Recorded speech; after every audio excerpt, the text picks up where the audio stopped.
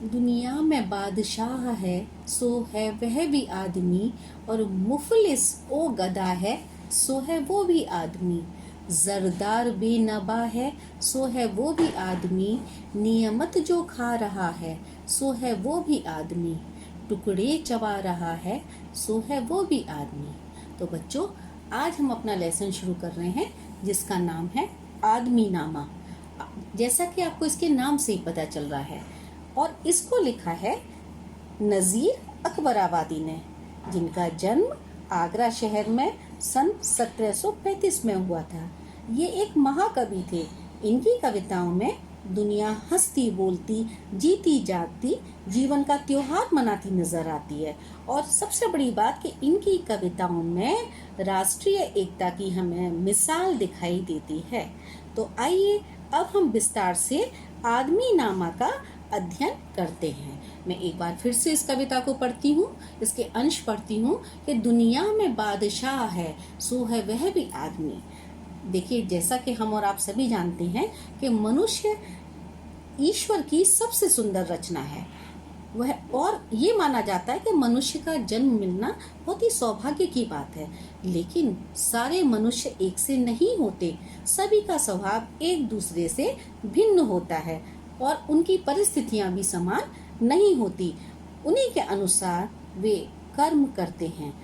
तो यहाँ पर ये जो कविता शुरू हो रही है, दुनिया में बादशाह है सो है वह भी आदमी, और मुफलिस ओ गदा है सो है वो भी आदमी। मुफलिस यानी गरीब, दीन, दरिद्र। तो नजीर जी ने इन सुंदर पंक्तियों के माध्यम से हमें बताया कि उनका मानना है कि मानव जीवन की भिन्न स्थितियों पर प्रकाश डालते हुए वह कहते हैं कि इस पृथ्वी पर प्रत्येक आदमी का जीवन भिन्न भिन्न है। वह बताते हैं कि कुछ लोगों पर बादशाह बनकर शासन कर रहे हैं, और क्योंकि उनके पास दुनिया भर की दौलत है और अधिकार है। वहीं दूसरी तरफ ऐसे इंसान हैं जो गरीब हैं, दीनहीन हैं, दरिद्र हैं, वह भी आदमी है। यानी जो बादशाह है, बादशाह बनकर दुनिया पर शासन कर रहा है, वो भी आदमी है, और जो दरिद्रता में जीवन व्यतीत कर रहा है वो भी आदमी है।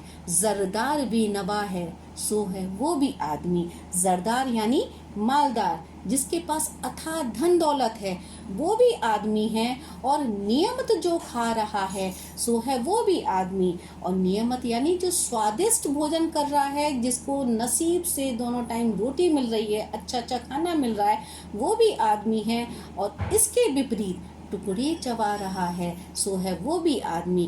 कि जो टुकड़ों पर पल रहा है, टुकड़े चबा रहा है, दयनीय स्थिति में जीवन व्यतीत कर रहा है, उसके नसीब में, भाग्य में सूखी रोटी के टुकड़े हैं, वो भी आदमी है।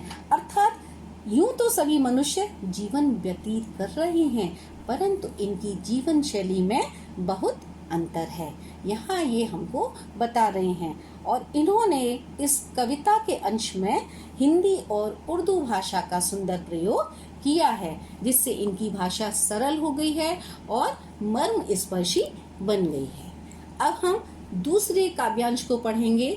मस्जिद भी आदमी ने बनाई है या मियाँ, बनते हैं आदमी ही इमाम और खुतबाखवां, पढ़ते हैं आदमी ही कुरान और नमाजियाँ, और आदमी ही उनकी चुराते हैं जूतियाँ, जो उनको ताड़ता है सो है वो भी आदमी। यहाँ पर ये कह रहे हैं, कुछ शब्द आए हैं, पहले आप उसका अर्थ देख लें।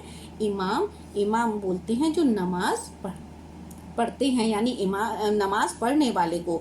ताड़ना यानी भांप लेना। खुतबाखवा अर्थात कुरान शरीफ का अर्थ बताने वाले। तो मस्जिद भी आदमी ने बनाई है या मियाँ, इसके माध्यम से कवि वही मनुष्य की विभिन्न चारित्रिक विशेषताओं का वर्णन करते हुए कह रहे हैं कि इस दुनिया में भिन्न भिन्न स्वभाव के आदमी मिलते हैं।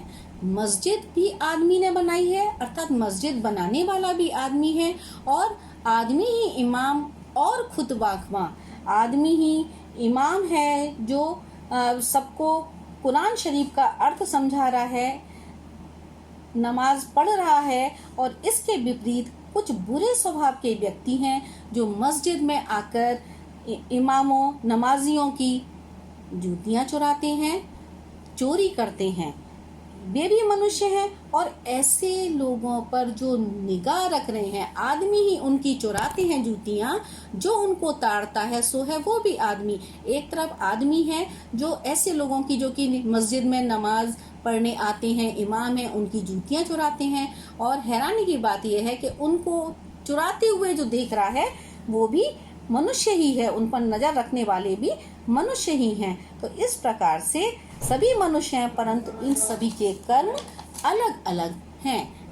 अब हम नेक्स्ट पढ़ेंगे, या आदमी पे जान को बारे है आदमी, और आदमी पे तंग को मारे है आदमी। पगड़ी भी आदमी की उतारे है आदमी, चिल्ला के आदमी को पुकारे है आदमी, और सुन के दौड़ता है सो वो है आदमी। यहाँ पर कवि कहते हैं कि इस जगत में तरह तरह के व्यक्ति मिलते हैं, तरह तरह का यानी अलग अलग स्वभाव के व्यक्ति हैं, उनकी चारित्रिक विशेषताएं भी अलग अलग हैं। कुछ या आदमी पे जान को वारे है, वारना यानी न्योछावर करना, कि एक तरफ ऐसे लोग हैं जो दूसरे के लिए अपनी जान तक न्योछावर करने का साहस रखते हैं, और आदमी पे तेग को वारे है आदमी, और दूसरी एक तरफ जो जान को न्योछावर करने का साहस रखते हैं, और दूसरी ओर ऐसे व्यक्ति हैं जो निर्दयी हैं और तलवार से प्रहार कर किसी की भी जान लेने के लिए तैयार रहते हैं, बिल्कुल नहीं हिचकते। एक पगड़ी भी आदमी की उतारे है आदमी, चिल्ला के आदमी को पुकारे है आदमी। एक और आदमी, पगड़ी उतारना मुहावरा है ये बेइज्जती करना, कि किसी की बेइज्जती करने में पीछे नहीं रहता, पीछे नहीं हटता। वहीं दूसरा, चिल्ला के आदमी को पुकारे है आदमी, असहाय होता है कि सुरक्षा के लिए दूसरों को अपनी मदद के लिए बुलाता है, और उसकी आवाज को सुनकर जो उसकी सहायता करने के लिए दौड़ता है वो भी आदमी है।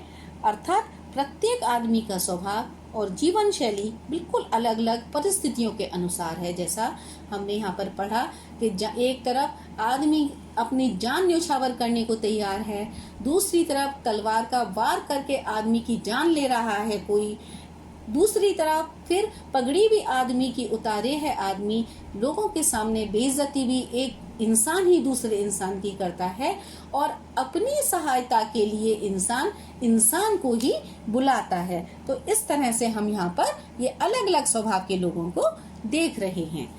अशराफ और कमीने से ले शाहता वजीर, ये आदमी ही करते हैं सब कारे दिल पजीर। या आदमी मुरीद है और आदमी ही पीर, अच्छा भी आदमी ही कहता है ए नजीर, और सब में जो बुरा है सो है वो भी आदमी। यहाँ पर ये बता रहे हैं कि कुछ व्यक्ति, ये जो अशराफ शब्द आया है ये शरीफ का बहुवचन है, कि कुछ व्यक्ति शरीफ होते हैं तो कुछ कमीने अर्थात बहुत ही नीच स्वभाव के होते हैं। कुछ ले शाहता वजीर, कुछ बादशाह हैं तो कुछ मंत्री हैं जो मनमाने काम करते हैं। या आदमी मुरीद है और आदमी ही पीर, कोई व्यक्ति गुरु है तो कोई उसका शिष्य है, अर्थात सीखने वाला भी आदमी है और सिखाने वाला भी आदमी ही है। इसी तरह और सब में जो बुरा है सो है वो अच्छा भी आदमी ही कहता है ए नजीर। नजीर स्वयं में कवि का नाम है, उन्होंने अपने नाम का यहाँ पे प्रयोग किया है। और सब में जो बुरा है सो है वो भी आदमी, और सबसे जो निकृष्ट प्राणी है वो भी आदमी ही कहलाता है।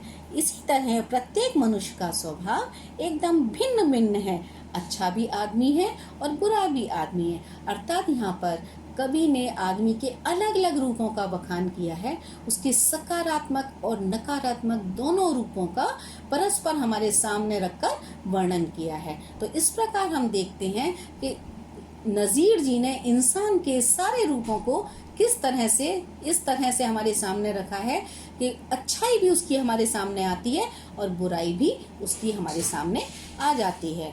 और इसके साथ ही हम ये देखते हैं कि इन्होंने अपनी रचना में उर्दू और हिंदी दोनों ही शब्दों का बहुत ही अच्छी तरह से प्रयोग किया है। तो मैं उम्मीद करती हूँ आपको इसका अर्थ बहुत अच्छी तरह से समझ में आ गया होगा।